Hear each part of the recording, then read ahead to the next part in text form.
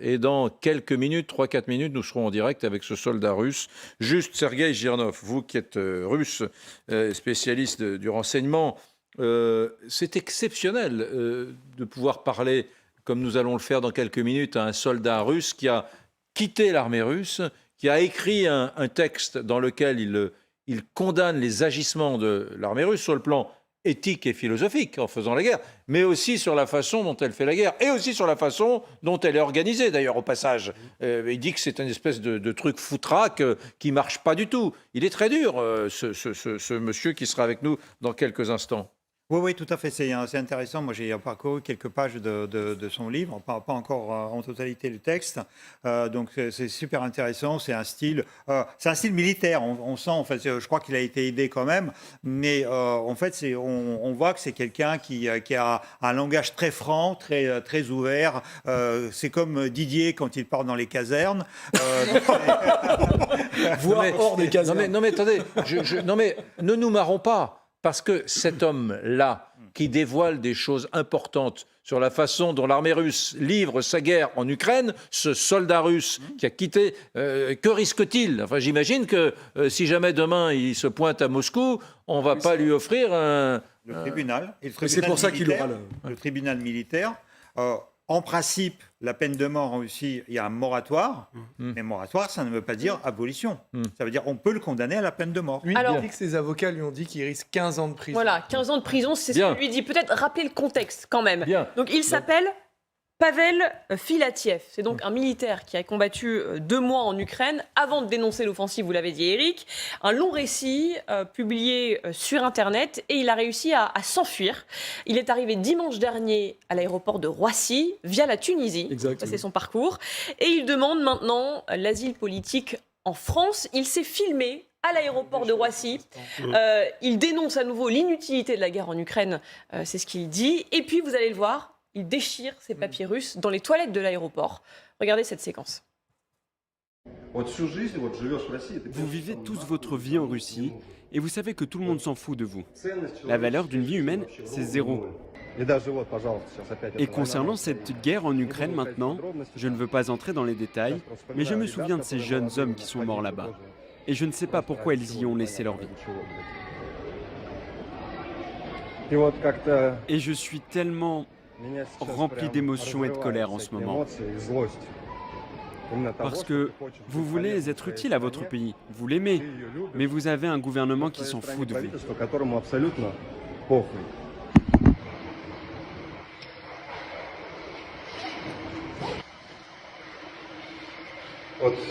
Et voici mes papiers.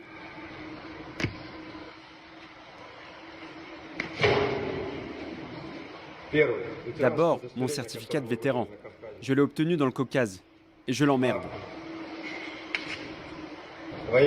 Et là, ma pièce d'identité militaire, avec les informations sur ce que j'ai fait sur le terrain. Je l'emmerde.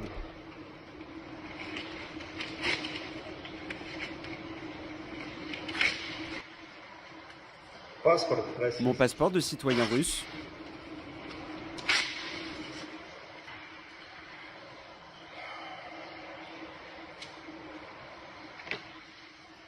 Mon passeport étranger.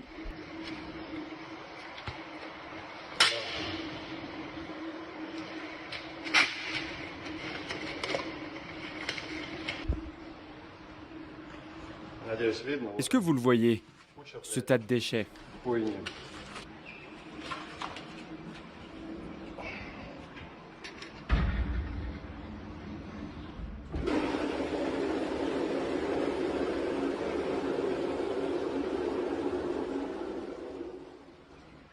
Le camion. Voilà cette vidéo qui a été postée par ce soldat russe qui a donc quitté l'armée russe. Que peut-on dire de... On est en train de régler le Skype. Nous allons être en direct avec lui dans quelques instants, avec une traductrice, bien évidemment. Mais vous qui connaissez bien l'armée russe, les unités russes, donc déjà c'est un militaire de carrière, comme son père d'ailleurs, je crois. Alors c'est un parachutiste, il était à la 56e division aéroportée, comme son père, effectivement, ce que rappelait Gallagher tout à l'heure. Il a fait une première partie de carrière dans l'armée, il était reparti, Et puis il s'est engagé au début du conflit, il va vous expliquer pourquoi très certainement. Et là, il a été envoyé évidemment en Ukraine, où il a visiblement découvert, il le raconte au départ, l'arrivée dans une pagaille absolument incroyable, les ordres, les contre-ordres, les gens mal organisés. Enfin, il a donc décidé dès le début de sa guerre de prendre des notes pour lui-même, et il a fait une sorte de journal. Et ce journal, ensuite, il l'a publié dans un... comme il l'avait, il a décidé de le publier. Il y a beaucoup de détails, en fait. J'ai parcouru un petit peu son journal, et il raconte des choses finalement matérielles, mais qui en disent long sur l'état de délabrement de l'armée russe. Parce qu'il faut comprendre que c'est ce régiment aéroporté basé en Crimée. C'est pas les bidas de base, c'est quand même assez c'est les costauds. Et il y va par engagement, parce qu'il pense vraiment servir une cause juste. Et il y a deux choses qui le marquent. D'abord, c'est le manque de fournitures basiques. C'est-à-dire qu'il demande où sont mes ensembles balistiques, il doit se les acheter, il doit se les procurer. Il demande où est-ce qu'on dort, il finit par louer sa propre chambre d'hôtel, parce qu'il y a un tel niveau d'insalubrité dans les installations vers lesquelles on le dirige à la base. Et puis ensuite, il y a les ordres qui sont soit incohérents. Il raconte un moment où on leur dit, on les réveille tout d'un coup, on leur dit « Bon, on va vous emmener faire du tir aujourd'hui ». Et ils attendent pendant 18 heures. Finalement, on les déplace, on les ramène. Donc il y a progressivement s'installe vraiment une défiance à l'égard du commandement qui est amateur. Surtout qu'il se retrouve à un moment avec sa colonne coincée sous le feu. Et alors, sans ordre, ni d'avancer, ni de reculer, et ça dure, et ça traîne, et donc évidemment, il est en situation de pire en pire. Oui. Une partie des gars décide de repartir en Russie. Ouais. Enfin, on est quand même dans quelque chose d'incroyable. Et alors, c'est publié dans un journal russe qui s'appelle Zod. C'est le nom de son journal, il l'appelle Zod. C'est son journal qui l'appelle Zod. D'ailleurs, c'est un jeu de mots, parce que vous vous souvenez, on se demandait les lettres Z. Attendez, je vous interromps parce qu'on me dit que c'est bon. Nous sommes donc avec Pavel Filatiev. Bonjour Pavel Filatiev. Il y a une traductrice qui va traduire les questions et les réponses. Donc je vais essayer de tout faire en un bloc. Ce sera beaucoup plus simple. Je vais vous poser notre première question. Nous sommes ici avec des experts qui suivent de près depuis des mois sur LCI la guerre en Ukraine. La première question que je vais vous poser, elle est très claire, Pavel Filatiev, et très concrète. Vous, ancien soldat russe, qu'est-ce qui vous a choqué au point de vous conduire à quitter la guerre, à quitter l'armée russe, à quitter l'Ukraine ?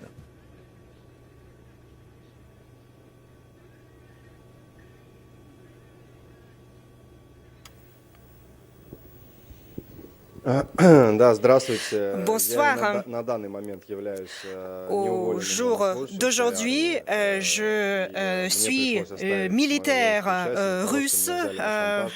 Je n'ai pas été licencié, mais j'ai dû quitter mon unité dans l'armée car j'avais le risque d'aller en prison ou d'être envoyé en la guerre en Ukraine, malgré le fait que je devais dispenser pour des raisons médicales. Pourquoi j'ai renoncé à participer à ce qui se passait en Ukraine, c'est parce que c'est une tragédie personnelle pour moi. Moi, j'ai une opinion très négative sur cette guerre et sur la décision du gouvernement russe d'entamer cette guerre et sur ce que j'ai vu. Alors, racontez-nous justement ce que vous avez vu en tant que militaire russe. Pourquoi ça vous a dégoûté ?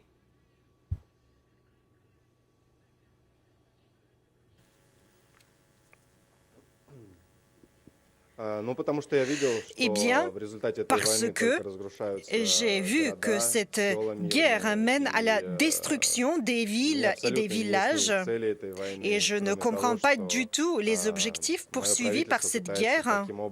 La seule chose que je comprends, c'est que mon gouvernement essaie d'augmenter sa cote politique comme c'était le cas pour la Crimée. Et ça a bien marché pour la Crimée et c'est pour ça qu'ils ont voulu le refaire. C'est comme ça que je le vois.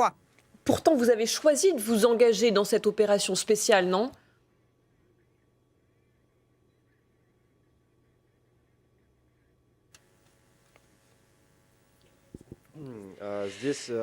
Eh bien, moi, je comprends que celui qui me pose cette question ne comprend pas comment l'armée fonctionne et surtout l'armée russe. On ne pose pas cette question. Et quand la guerre avait commencé, on n'avait pas le choix. Y a-t-il d'autres soldats, sont-ils nombreux, qui pensent comme vous?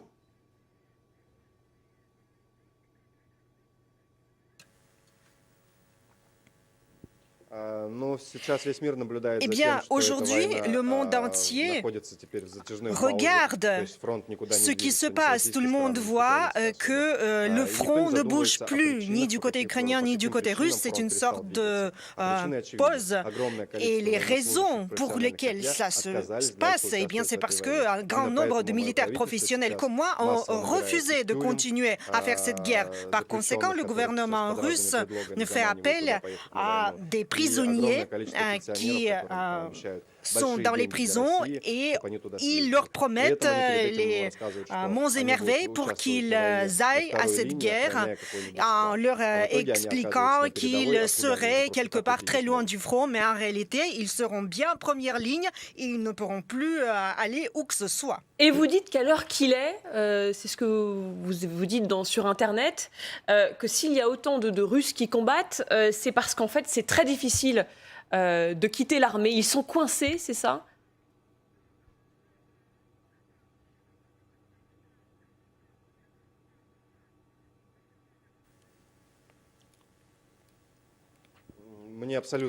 Alors, cette question n'est pas très claire pour moi. Est-ce que les jeunes qui combattent, est-ce que comme vous, donc il y en a d'autres qui veulent quitter l'armée mais qui ne peuvent pas parce que c'est trop difficile de partir?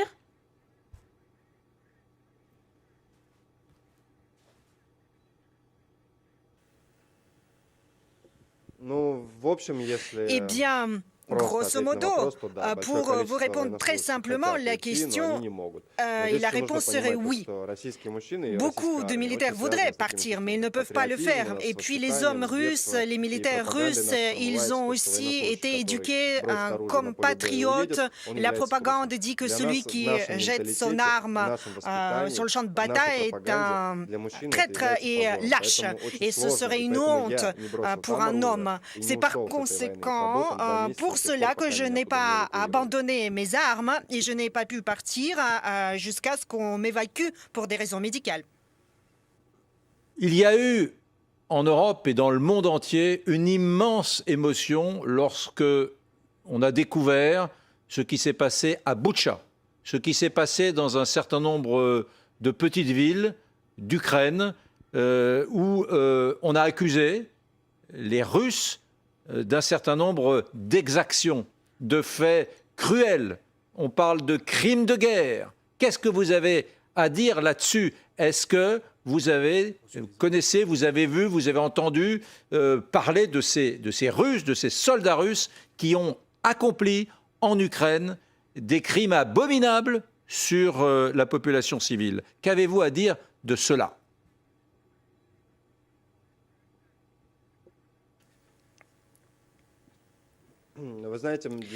Eh bien, vous savez, ce qui est horrible pour moi, c'est que je dois répondre à la question qui concerne certains représentants de mon armée qui auraient fait quelque chose de ce genre. Le gouvernement russe renonce à toute investigation de ces actes et rien ne fait pour que les coupables soient punis s'il y a vraiment des coupables. Moi, je ne vois aucun problème à ce que ceux qui ont été à Boutcha soient de retour en Russie et qui passent tous le détecteur de mensonges pour vérifier ce qui s'est passé et pour que la question soit résolue et close. Et comme le gouvernement ne l'a pas fait, eh bien, il a discrédité notre armée et notre pays devant le monde entier. Moi, dans ce que j'ai vu et dans ma partie, il n'y a pas eu de cas semblable.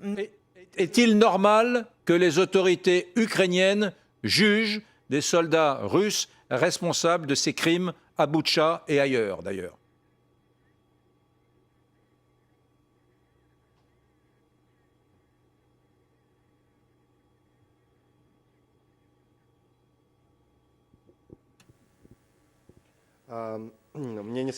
Alors, vous dites qu'il juge. Pour préciser votre question, il s'agit du jugement en Ukraine. C'est en Ukraine que ça se passe? Oui, oui, il y a des tribunaux ukrainiens qui ont jugé des soldats russes et qui jugent en ce moment des soldats russes.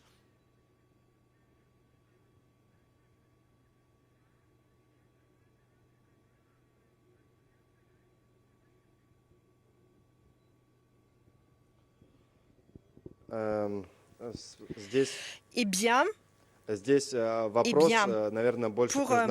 je pense que cette question s'adresse plus à des spécialistes en droit, si ceci correspond à la Convention de Genève pour tel ou tel acte. Si ces gens ont commis des crimes et doivent répondre de leurs crimes, et puis s'il s'agit de leur participation à la guerre, et c'est pour ça qu'ils sont jugés, là c'est la question, non pas pour moi, mais pour les spécialistes en droit international.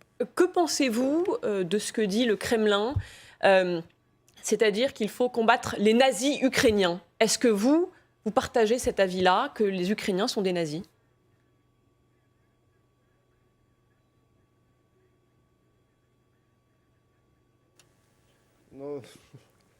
Eh bien, excusez-moi, mais la question me paraît quand même un peu ridicule parce que moi, j'y ai passé 2 mois et je n'ai vu ni nazis ni fascistes là-bas. De telle manière, n'importe quel pays peut être accusé de n'importe quoi. C'est une espèce de marque qui est apposée à n'importe quel peuple sans fondement. Je n'ai vu ni nazis ni fascistes en Ukraine.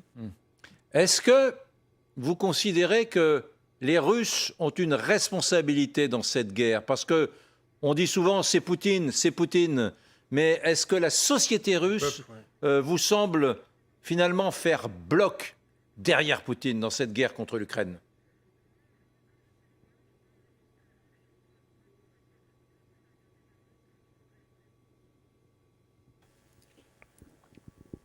Je ne sais pas d'où tous puisent ces informations comme quoi la société russe est soudée derrière Poutine. Il n'y a plus de sondage indépendant conduit dans notre pays. Il n'y a pas d'opinion objective. Moi, tous ceux à qui je parle en Russie, eh bien, mes statistiques disent qu'une personne sur 10 se tient encore peut-être un Poutine, pas plus. Je ne sais pas d'où vous puisez les informations comme quoi toute la Russie se tient Poutine. La Russie tout entière est l'otage de Poutine. Et depuis de nombreuses années, depuis déjà 10 ans, et je pense que le régime de l'Union soviétique est très très loin de ce qui se passe aujourd'hui. Au cours des 10 dernières années, la Russie a commencé à se transformer en goulag. Est-ce que vous êtes inquiet pour vous, pour votre sécurité, pour celle de vos proches qui sont restés en Russie?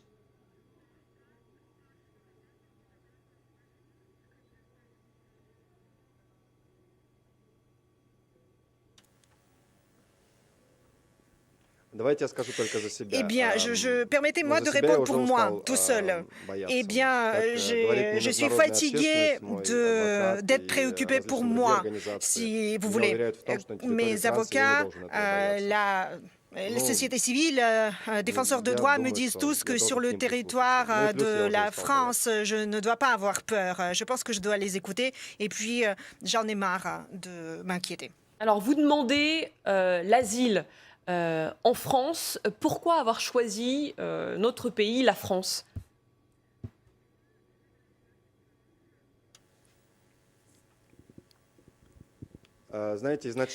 Eh bien, vous savez, au début, je ne voulais même pas quitter le territoire de la Russie. J'ai commencé à expliquer ce qui s'est passé. J'ai publié en accès libre mon livre en langue russe. Et avec l'aide des défenseurs de droits de l'organisation Gulagunet, pendant 3 semaines, je restais en Russie et j'espérais que je l'ai attiré l'attention attention de mes compatriotes sur ce qui se passe, leur ouvrir les yeux. Et suite à ces 3 semaines, au bout de ces 3 semaines, moi j'ai compris qu'il y a déjà des accusations contre moi qui feraient que je serais passible de 15 ans de prison et qu'on pouvait faire n'importe quoi avec moi. Et j'avais très peur qu'emprisonné, il pourrait me forcer à dénoncer ce que j'ai écrit et ce que je pense en disant que c'était la CIA qui m'avait payé ou quelque chose de ce genre. Est-ce que vous pensez que la contre-offensive ukrainienne sur Kherson va réussir? Vous connaissez l'état de l'armée russe aujourd'hui. Est-ce que vous pensez que les Ukrainiens peuvent reprendre les territoires qui ont été pris par les Russes?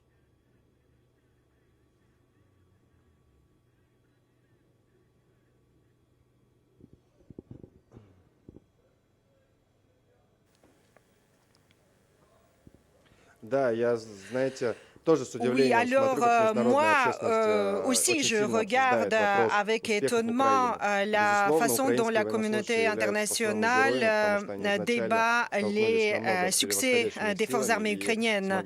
Et ces forces sont héroïques car elles ont eu affaire à des forces largement supérieures et elles ont résisté.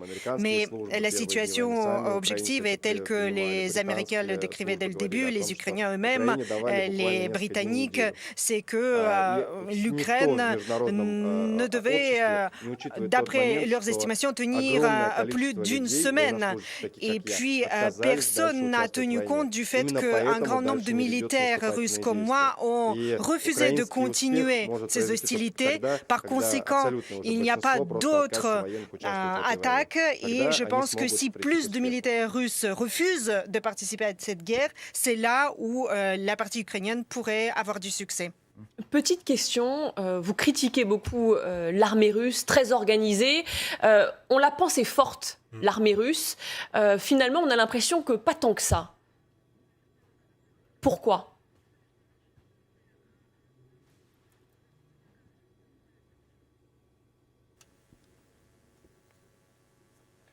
Parce que notre gouvernement, au cours des dernières années, a tout fait pour que n'importe quelle institution de notre pouvoir s'écroule à cause de la corruption. Par exemple, prenons le défilé du 9 mai. À la télé, cela a l'air très beau, mais l'armée, aussi bien que la police ou la justice, meurt à cause de la corruption en Russie. Et je ne critique pas simplement l'armée, je critique le gouvernement. C'est le gouvernement qui a créé des conditions qui font que l'armée s'écroule. Et par conséquent, je décris les cas précis qui expliquent comment cela fonctionne et que tout repose, et reposait dès le début, sur les soldats, les hommes de rang russes. Et quand on parle des meurtres ou des viols, et j'ai expliqué comment ça en est arrivé là, et le gouvernement, les supérieurs ont refusé de mener l'enquête et de punir, et des crimes de guerre ont toujours eu lieu pendant la guerre et été commis par toutes les armées.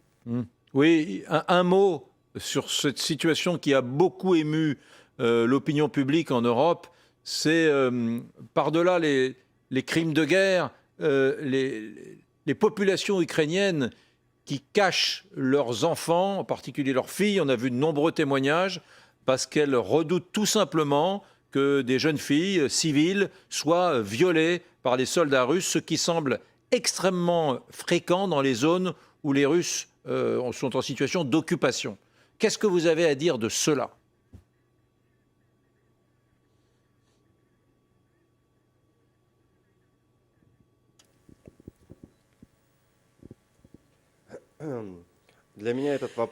Pour moi, cette question, elle sonne bizarrement. Permettez-moi de vous donner un exemple pour chaque personne qui m'écoute et que chacun analyse par lui-même. Eh bien, essayez de vous imaginer que depuis 3 jours, vous n'avez rien à manger, vous ne pouvez pas dormir, vous avez froid, aucun de vos besoins naturels n'est satisfait et vous essayez de survivre. Est-ce que vous pensez que vous allez encore pouvoir réfléchir ou vous comporter normalement? Il y a quand même beaucoup de faits de viols qui ont été documentés sur le sol ukrainien, perpétrés par des soldats russes. J'ai une question à vous poser. Vous, qui connaissez les forces en présence, qui connaissez l'armée russe, quelle est votre conviction? Qui gagnera la guerre?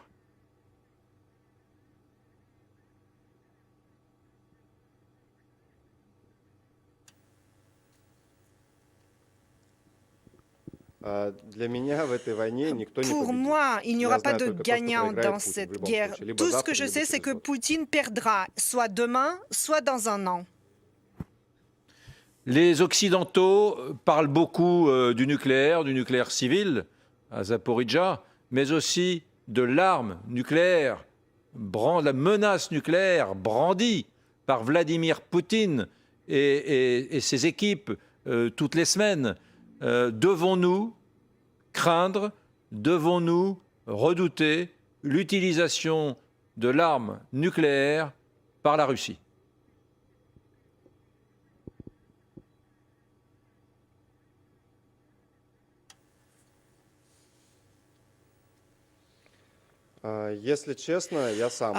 Pour vous dire franchement, moi-même, je crains que mon gouvernement fou puisse recourir à ce type d'armes car ils n'ont pas beaucoup de choix. Ils ont essayé d'envoyer des prisonniers ou les retraités et il ne leur reste plus beaucoup de cordes à leur arc et j'ai peur moi-même que mon gouvernement ait recours à l'arme nucléaire.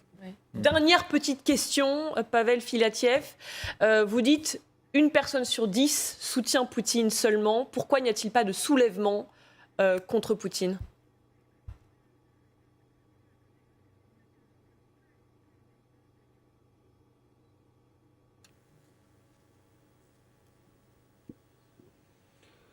Eh bien, je peux répéter qu'il y a beaucoup de témoignages, de faits, d'informations auprès de la communauté internationale qui confirment que notre gouvernement a transformé la Russie en un grand camp de goulag. Même l'utilisation du mot « guerre », que moi je l'ai utilisé parce que j'ai nommé cette opération spéciale « guerre », eh bien, je suis passible d'une peine de prison de au moins 7 ans. Est-ce que vous pensez qu'il y a d'autres pays qui ont ce type de loi? Je doute. Même si quelqu'un jette un gobelet en plastique pendant une manifestation, il est enroulé de force. Et il y a d'autres exemples que je ne peux pas vous dévoiler maintenant, mais mon pays se transforme en Corée du Nord. Et là, c'est inquiétant. Merci beaucoup, Pavel Filatiev, pour votre précieux témoignage sur LCI. Je rappelle que vous avez été libéré hier après-midi et que votre avocate a précisé que vous aviez 8 jours pour déposer votre demande d'asile. Merci beaucoup pour ce témoignage. On va rebondir peut-être sur ce qu'il dit là. La Russie est devenue un goulag géant. Il se transforme en Corée du Nord. Et se transforme en Corée du Nord. Une personne sur 10 seulement soutient Vladimir Poutine. C'est ce que nous dit ce soldat russe. Est-ce que ça vous surprend, vous, peut-être, Sergueï, en tant que Russe?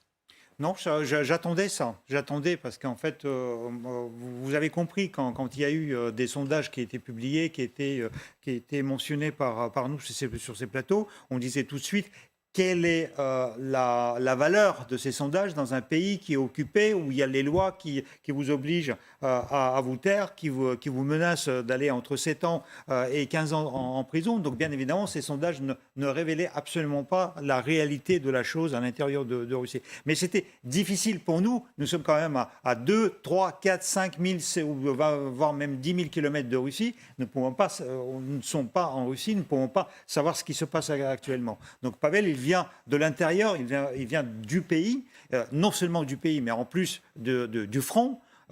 Et donc là, ce sentiment est précieux parce que, en fait, ça remplace tous les sondages du monde. Ça, c'est incroyable parce que, au passage, c'est un témoignage très précieux, d'une rareté exceptionnelle.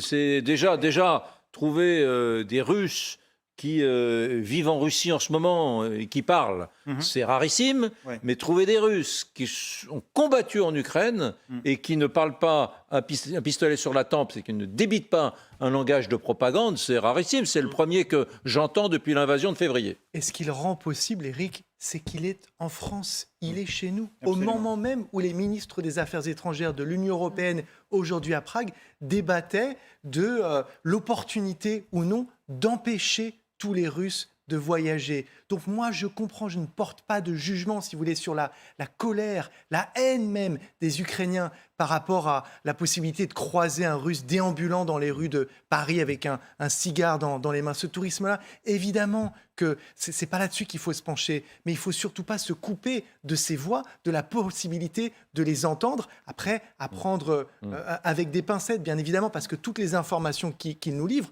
du fait de cette coupure, cette cassure entre nous et la Russie, sont très difficilement vérifiables. Samantha, comment avez-vous reçu cette interview? Excusez-moi, en général, tout le monde peut poser des questions à l'invité. Mais là, avec la traduction, c'était compliqué. On nous avait demandé de ne pas interrompre, parce qu'avec la traductrice... Bon, voilà. Donc, merci d'avoir été un peu discipliné. Mais vous savez à quel point, Julie et moi, nous aimons quand c'est un exercice de démocratie journalistique. J'ai trouvé ça absolument génial. Et je pense que ce sont des gens comme lui qui vont peut-être pouvoir un jour faire que le régime de Poutine s'effondre. Et pourquoi est-ce que je dis ça? On l'a beaucoup parlé de Gorbatchev aujourd'hui et hier depuis son décès. Gorbatchev a fait une chose, c'est la glasnost, l'ouverture. Oui. Et avec la glasnost, les gens ont commencé à parler des morts en Afghanistan. Et ça a été un des points clés qui a provoqué l'effondrement de l'URSS. Il y a eu 2 moments de la glasnost. Il y a eu Tchernobyl. On est en train de voir Tchernobyl ressurgir, en tout cas dans l'imaginaire collectif des Ukrainiens et peut-être un jour même des Russes, avec ce qui se passe autour de Zaporijie. Aujourd'hui, on a un autre fantôme de Gorbatchev qui est ressuscité, c'est ce soldat qui dit la vérité. Et c'est ça, ce sont ces 2 choses-là qui ont mené l'effondrement de l'URSS. Et donc je pense qu'il y a un concours de circonstances très intéressant qui est en train de se passer en ce moment, pour ne pas partir dans un espèce de mysticisme un peu déplacé. Mais ce jeune homme, c'est dans les mains de gens comme lui, je pense que l'avenir de la Russie peut se jouer. Le plus de voix comme ça qu'on entendra, le plus vite on en finira avec cette guerre. Juste une chose, on a entendu, j'étais très inquiet lorsque j'ai su qu'il allait témoigner pour une raison précise. On a beaucoup entendu des gens qui, en Russie, contestaient l'action de Poutine. Alors là, c'était très ténu, c'était une contestation, il fallait vraiment tendre l'oreille parce que c'était dans la subtilité. Mais en fait, si ces gens contestaient l'action de Poutine, c'est pas la philosophie de la guerre qui les gênait. Aller taper sur la gueule des Ukrainiens, ça leur plaisait. Ce qu'ils contestaient, c'était que finalement l'armée était mal équipée, les généraux n'étaient pas bons, on aurait pu faire beaucoup mieux, on aurait pu arrêter. Donc la contestation contre l'armée était une contestation d'extrémistes nationalistes qui disaient Poutine est trop mou, on pourrait faire mieux. Et j'avais peur, quand j'ai entendu parler de ce soldat, que ce soit un peu la même chose, qu'ils disent bon, les conditions de combat sont trop dures, l'armée est maltraitée, on crève sur place, on est mal nourri, etc. Attention, parce que mais non, il a peut-être dit ça, mais il a surtout dit que cette guerre n'est pas la leur et que c'est un scandale, que il y a immoral, etc. Donc, si je peux me permettre de casser un peu l'ambiance, je m'excuse. Mais d'abord, il a commencé dans ses récits, quand même, la prise de conscience n'est pas au départ un refus de la guerre, mais c'est le fait de voir que lui et ses camarades sont envoyés à la boucherie avec des ordres qui sont inefficaces et une organisation qui est défaillante. Et donc, sa première réaction, en tout cas dans son livre, Gallagher aussi, tu l'as vu, c'était quand même celle d'un soldat qui dit « Je ne comprends pas, je suis avec mes camarades, on me demande de me battre, je n'ai pas les moyens ». Et c'est là que quand même déclenche... Vous pondérez mon optimisme, mais je pense que oui. Continuez. Il commence par ça. C'est intéressant parce qu'il a répondu là, maintenant qu'il est en France. La deuxième chose aussi pour pondérer, encore une fois, l'enthousiasme, mais je trouve qu'à la fois le témoignage, il est vraiment intéressant, il est génial, et heureusement qu'il est là. Enfin, je veux dire, on a besoin de ces témoignages. Néanmoins, on a une personne sur 200 000 de l'ensemble, et je pense qu'il y en a plus qui sont passés sur le corps expéditionnaire de 200 000, qui ont réussi ou tenté avec succès de déserter, partir, quitter le pays, arriver jusqu'en France et le rendre public. La réaction quand même majoritaire du soldat russe aujourd'hui en Ukraine reste de monter à l'assaut malgré les ordres débiles et sans moyens, à côté de ses camarades et accepter les pertes. C'est quand même... Attention, enfin, je veux dire, je m'excuse. Hein, on imagine d'ailleurs que ça a dû être extrêmement compliqué de quitter l'armée. C'est jamais difficile d'abandonner ses camarades de combat. Jamais.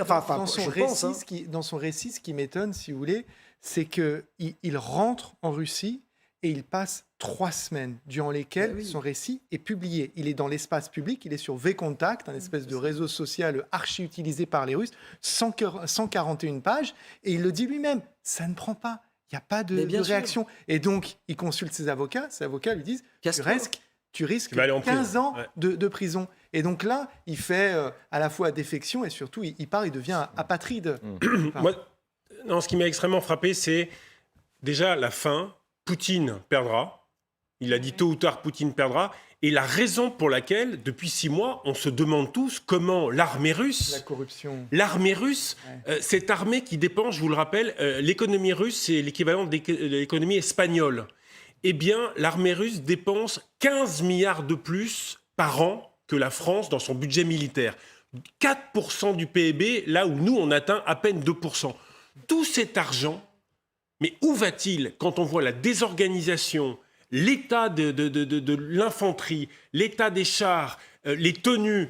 Il raconte qu'il a dû acheter lui-même ses tenues lorsqu'il arrive sur le champ de bataille. Eh bien, une fois de plus, ce qui tuera ce régime, 1 an, 5 ans, 10 ans, 20 ans, la corruption. Et il le dit, et il l'explique très bien. Et quand il dit que le 9 mai, tout apparaît parfait pour les télévisions, et qu'en fait, les institutions sont gangrénées par cette corruption, eh bien là, on a, de la part d'un soldat, c'est exceptionnel, ce diagnostic sur cette armée où depuis 6 mois, on se dit, mais qu'est-ce qu'ils font? Ils étaient censés être extrêmement forts, en 8 jours, gagner cette bataille. Ben, en fait, c'est une armée qui semble un peu de pacotille parce que tout est miné, le moral, l'argent, les valeurs, et ça, c'est le régime de Poutine.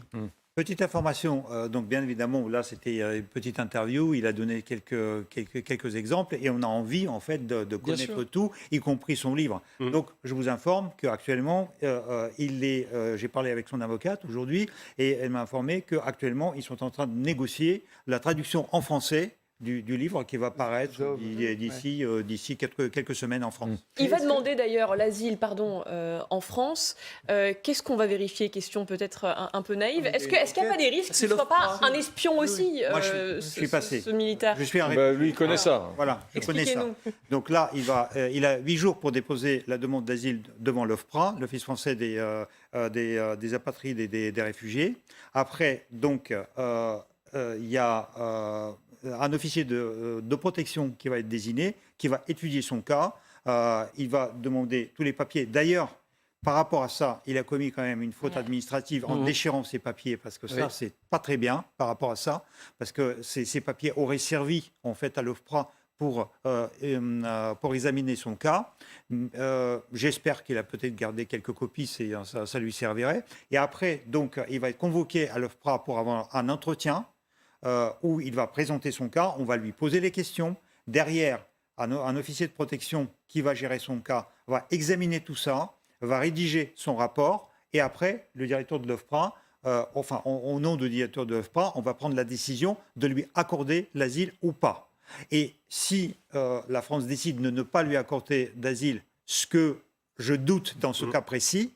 D'ailleurs, ça peut être une procédure peut être très très vite. Hein. Dans les cas comme ça, on peut prendre la décision très vite. On a eu quelques difficultés sur les Tchétchènes ces derniers temps, hein, quand même. Oui, mais les Tchétchènes avant, il était quand même dans la procédure accélérée.